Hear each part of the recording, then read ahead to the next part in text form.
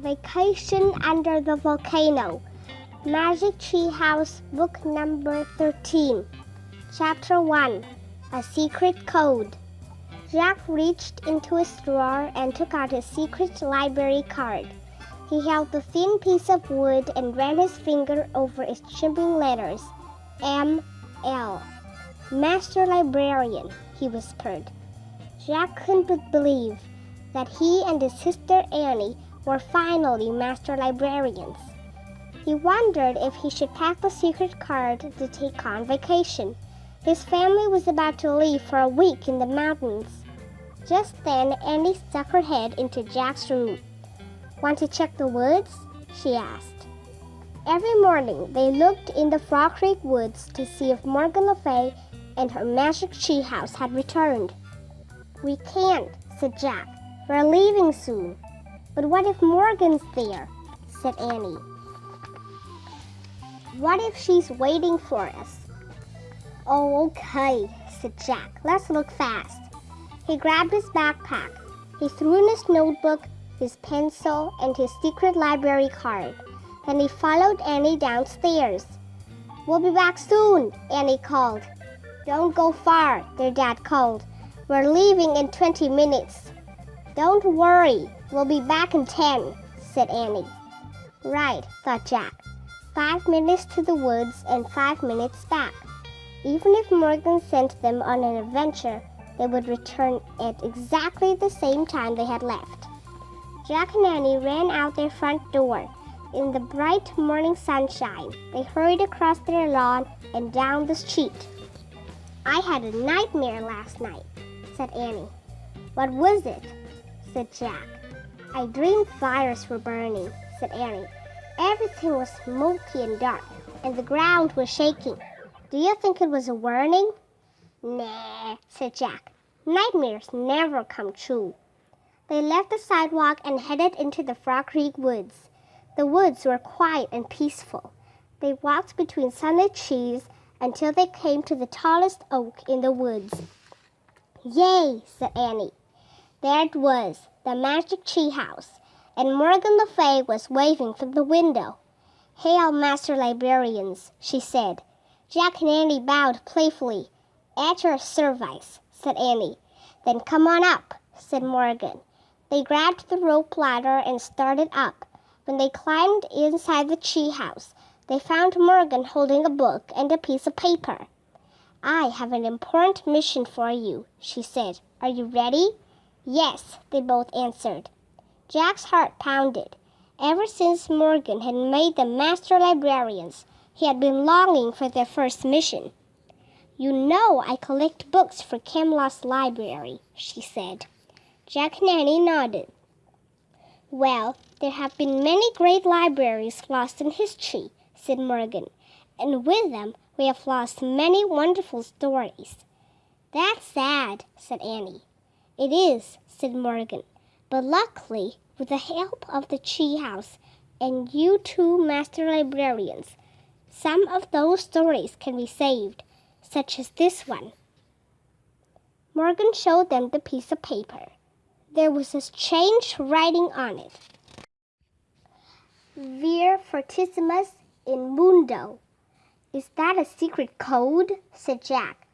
Morgan smiled. "In a way," she said. "Actually, it's the title of a lost story. It is written in Latin, the language of the ancient Romans of Italy." "Ancient Romans?" said Jack. He loved anything to do with ancient Romans. "Yes," said Morgan. "This story was in a library in a Roman town. I need you to get it before the library becomes lost forever." "No problem," said Annie. "Do you have your secret library cards?" asked Morgan. "Yes," said Jack. "Good. Do not lose them. The right people will know what they mean," said Morgan. "And as usual, here is a book to help you." Morgan handed Jack a book called Life in Roman Times. The cover showed a Roman town with people wearing tunics and sandals. "That looks great," said Jack. "And take this, the name of the story I need," said Morgan. She handed the piece of paper to Jack, and he put it in his pack.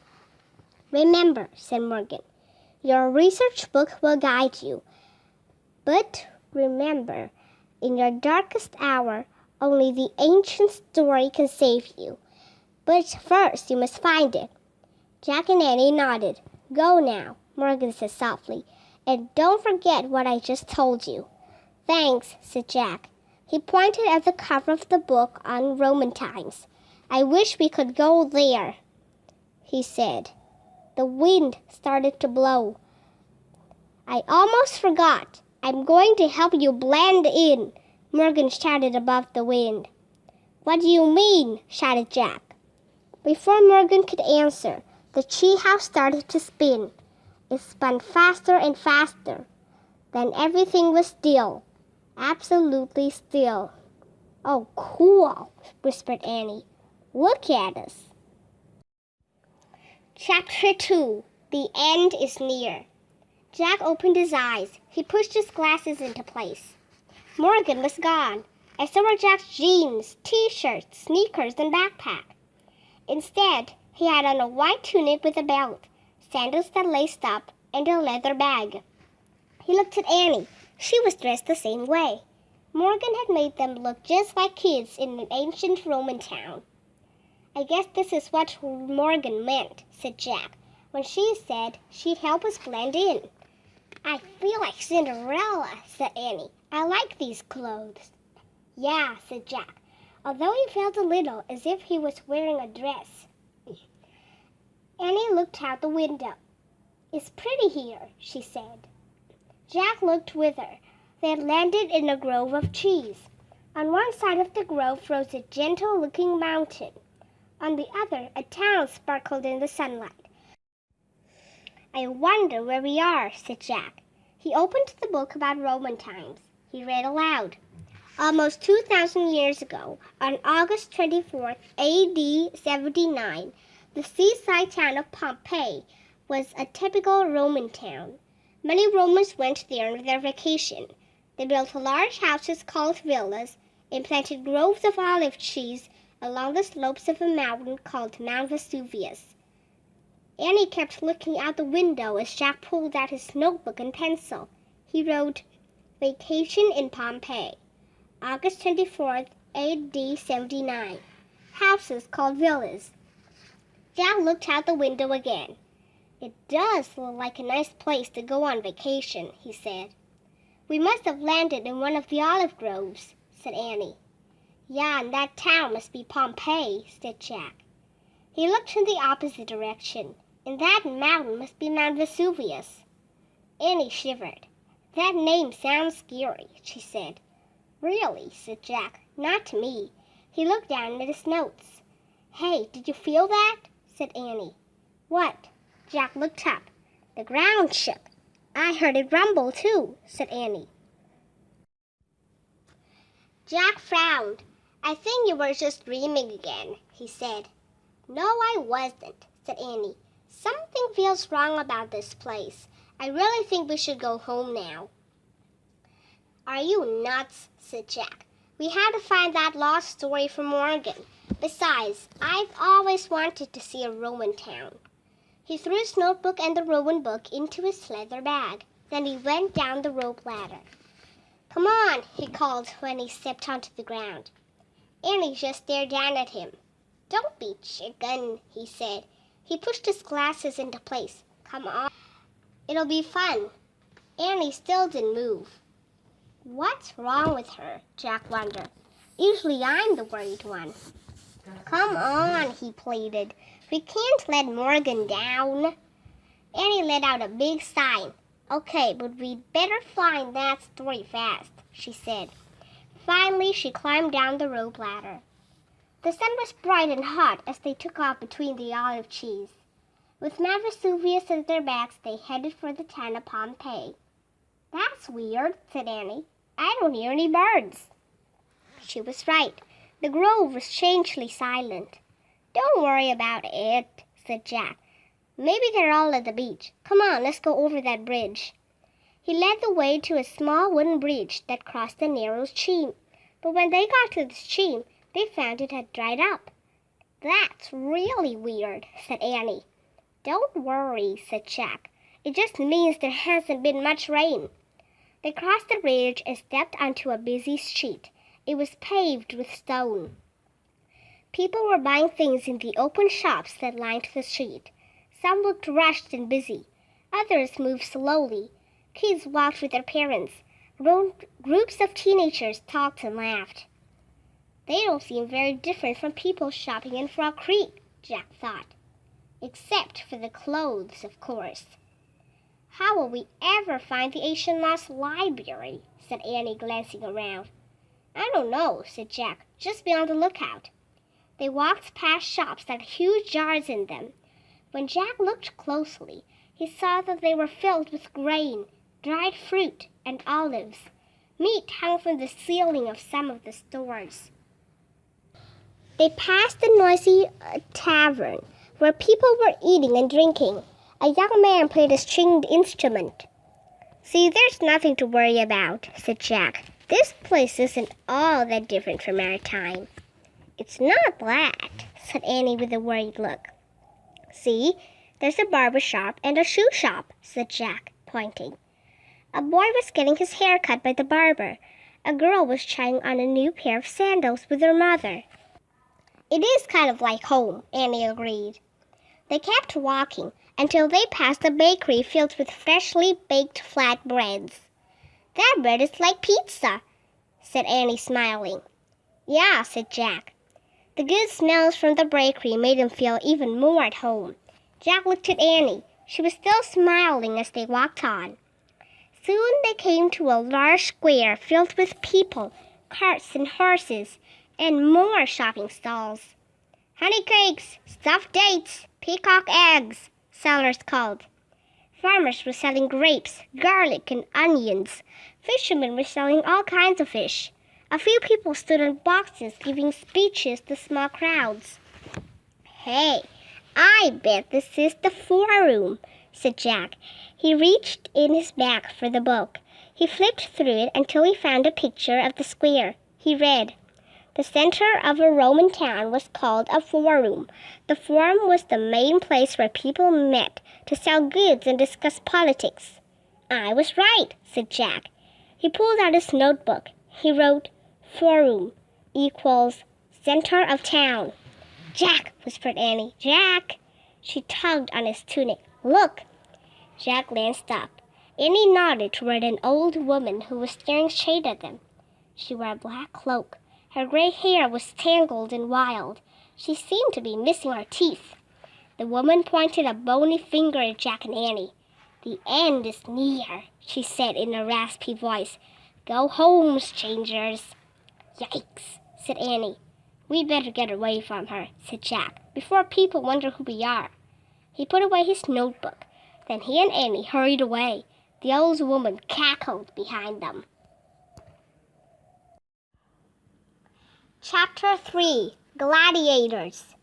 Jack and Annie hid behind a fruit stall. They waited for a moment, then peered around the corner. "I don't see her," said Jack. "Who was she?" asked Annie. "I don't know, but she looks nuts to me," said Jack. "What's the book say about her?" said Annie. "She won't be in there," said Jack. "Just look," said Annie. Jack signed and pulled out the book again. To his surprise, he found a picture of the old woman. He read aloud. "In Roman times, there were people who could see into the future and warn others about what they saw. These people were called soothsayers." "See, she wasn't nuts," said Annie. "She was giving us a warning, just like my nightmare." "Don't pay attention to that stuff," said Jack. "Soothsayers are from olden times. People from our time don't believe in them." "Well, I do," said Annie. "I'm sure something bad is about to happen." Jack signed. "Come on, we have to keep going. We have to find the lost library. Then we'll leave at once." "We'd better," said Annie. They left the fruit stand and kept walking through the forum. Soon they came to a large building. Crowds were streaming in and out of it. "Is that a library?" said Annie. "Let's look," said Jack. He looked in the Roman book. He found a picture of the building and read aloud. Most people in Pompeii did not have a bathtub at home, so they went daily to the public baths. Not only did people wash in the baths, but they also swam, played sports, and visited with their friends. That sounds like going to the pool, said Annie. But it's not a library. Let's keep walking. They kept walking until soon they came to a fancy building with large columns. Is that a library? Said Annie. Jack found a picture of the building and read aloud. The people of Pompeii believed that many gods and goddesses ruled the world. This is the temple of Jupiter, their chief god. In this temple, they prayed to Jupiter and offered him gifts. Today we call the stories about Jupiter and other gods and goddesses myths. My teacher read myths to us, said Jack. I remember stories about Hercules and Apollo. Yeah, my teacher read them too, said Annie. I like stories about Venus and Medusa.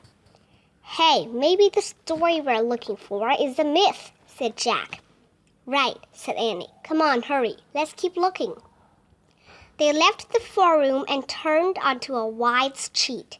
Jack gasped. In front of them was an incredible sight. Tall warriors with huge muscles were walking in a line. They wore fancy helmets and carried heavy shields. Soldiers, thought Jack. Then he saw that the warriors' feet were chained together, and guards walked with them. Gladiators, he whispered. Jack pulled out his book and found a picture of the strong men. He read aloud. Gladiators were slaves or criminals who fought in the amphitheater. They were forced to fight each other or wild animals, like lions or bears. The people of Pompeii thought a gladiator fight was great fun. That's not fun, said Annie. No wonder I think it's weird here. No kidding, said Jack. That's not like our time at all. Jack and Annie watched as the guards led the gladiators away.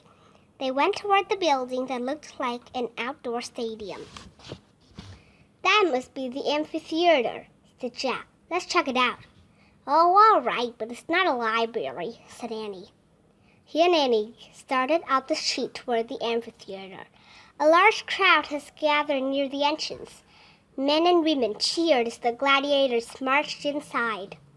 Jack and Annie started to follow them, but a guard held up a spear. No children allowed, he said stiffly. Run along now. Yes, run along. Run for your lives, came a raspy, hissing voice. Jack and Annie whirled around. It was the soothsayer. She was waving her bony finger at them. Oh no, her again, said Jack. Let's get away from here. He started to take off. Wait, said Annie. I want to talk to her. Are you crazy? Said Jack. But before he could stop her, Annie ran up to the soothsayer. Jack watched from a distance as the woman talked to Annie. Jack, come here, quick, called Annie. Oh, brother, said Jack. He signed and went over to Annie and the soothsayer. Tell him, said Annie. The woman fixed her gaze on Jack. All the streams of Pompeii have dried up, she said. Remember the stream near the olive grove? Said Annie. So what? Said Jack. Maybe they just need rain. No, said Annie. There are more scary things. Tell him. All the birds have flown away, the soothsayer said. Jack just stared at her. She said that all the rats left too, said Annie, and the cows are making strange noises. But why? Said Jack. The sea is boiling hot, the old woman said, and the ground shakes and speaks. See, I told you, Annie said to Jack. But why are these things happening? Jack asked the soothsayer. Because the end is near, she whispered hoarsely. We have to leave now, said Annie. But what about the library? Said Jack. What library? The soothsayer asked. Show her the story title, Jack, said Annie. Jack took the piece of paper from his bag. He showed the Latin writing to the soothsayer. A book with this title is in a library in this town, he said. So, the old woman said. So we have to save it, said Annie. She pulled out her secret library card. The soothsayer stared for a long moment at the card and the shimmering letters on it. Then she smiled warmly at Jack and Annie. Yes, I understand now, she said. The only library I know is in the house of Brutus. She pointed to a large villa at the end of the sheet. Look there, quickly. Will Brutus mind? Said Jack. Brutus and his household are all in Rome, the soothsayer said. That is merely the vacation villa. But we can't just go in and take something of theirs, said Jack. The old woman shook her head sadly. After today, there will be nothing left in Pompeii, she said. Nothing at all. Jack felt a chill go down his spine. Go and get what you came here for, said the soothsayer. Then leave at once. Thanks, said Jack. He grabbed Annie's hand. Come on. Thanks, Annie called to the old woman. You should leave too, she added. Then Jack and Annie started running to the vacation villa. They ran as fast as they could. Chapter 4. Books? Books? Jack and Annie ran up to the front entrance of the villa. Jack pushed the door open. Go in, hurry, said Annie. They slipped into the main hall. Hello, Annie called. There was no answer. The place seemed empty. The main hall had a large opening in the ceiling. Below it was a small stone pool filled with water. Jack looked at it carefully. Oh, I bet rain comes through the hole, said Jack. Then it lands in that pool so they can use it for their water. He started to take out his notebook to make a note. There's no time, Jack, said Annie. We have to look in all the rooms for books. Okay, calm down, said Jack. He put away his notebook and followed Annie. Books, books, she said, peering into a room off the hall. She moved to the next room. Books, books. Then she moved on to the next. Jack trailed behind her. Even though she had already checked the rooms, he took a quick peek in each of them. He wanted to see what a house in Roman times looked like. He'd write notes later. The first two rooms had wooden beds. The walls had pictures painted on them. The floors were covered with tiny pieces of colored stone. The third room had a low table with silver dishes on it. 3 sloping couches were placed around the table. The couches were covered with pillows. This must be the dining room, said Jack. People from Roman times lay down on couches while they ate. Did you know that? He looked around for Annie. Where was she? Jack, come here, Annie called. Jack followed her voice. She was in a garden off the dining room. It had a stone patio, palm trees, and grapevines. In the middle was a pond with a mermaid fountain. Goldfish swam in the water. Look, there's another room, said Annie. She moved to the door of the room off the garden. She opened the door and peeked inside. Jack looked with her. Along the walls of the room were long shelves with rolls of paper on them. Rats, said Annie. No books. She closed the door. No books in this whole villa. Let's get out of here. Just a minute, said Jack. I have an idea. He pulled out his book on Roman times. He found a section called writing. He read, Romans used pens made of small reeds. Their ink came partly from the black ink of the octopuses. They wrote their hooks on scrolls of papyrus paper. Aha, said Jack. That's the Library of Scrolls. I bet our ancient lost story is in there. Chapter 5. The end is here. Jack threw open the door to the room of scrolls. He and Annie rushed in and ran over to the shelves. Jack pulled out the piece of paper with a Latin title on it. Vir Fortissimus in Mundo. Okay, he said. We have to find the scroll with this title. They began frantically unrolling scrolls one by one. They were all handwritten in Latin. Here it is, said Annie. She held up a scroll. The words at the top matched the one on their paper. Yay, said Jack. I wish I could read Latin so we could find out what the story is. Don't think about it now, said Annie. Let's go. Annie handed the scroll to Jack, then started out of the room. Come on, she said. Bring it. I just wanted to check and see what the story is about, said Jack. He put the scroll in the leather bag. Then he flipped through the book on Roman times, looking for a picture of the ancient scroll.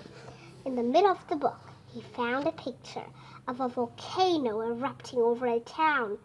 Under the picture was written, For 800 years, Mount Vesuvius was a peaceful mountain, rising above the town of Pompeii. Then, at noon on August 24th, AD 79, it erupted into a deadly volcano. Oh no, whispered Jack. August 24th, AD 79? That's today. Oh man, what time is it? He looked around wildly. Annie! She was gone again. Annie! Jack grabbed the leather bag. Then clutching the book, he tore out of the scroll room. Annie! He cried. What? Annie appeared at the door to the dining room. Volcano, stuttered Jack. What? Said Annie.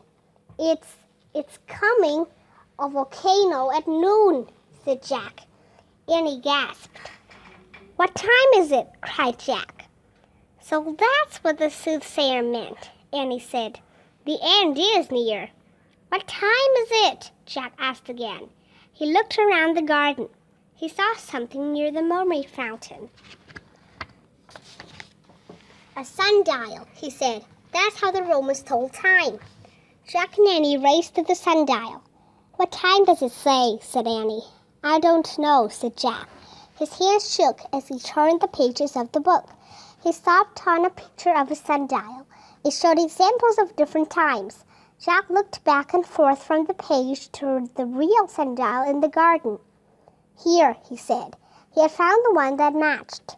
Jack read the writing under the picture. The shadow on the sundial can hardly be seen at noon. Oh, man, he whispered. He looked at Annie. The end isn't near. The end is here. Just then he heard a terrible blast. It was the loudest sound he had ever heard.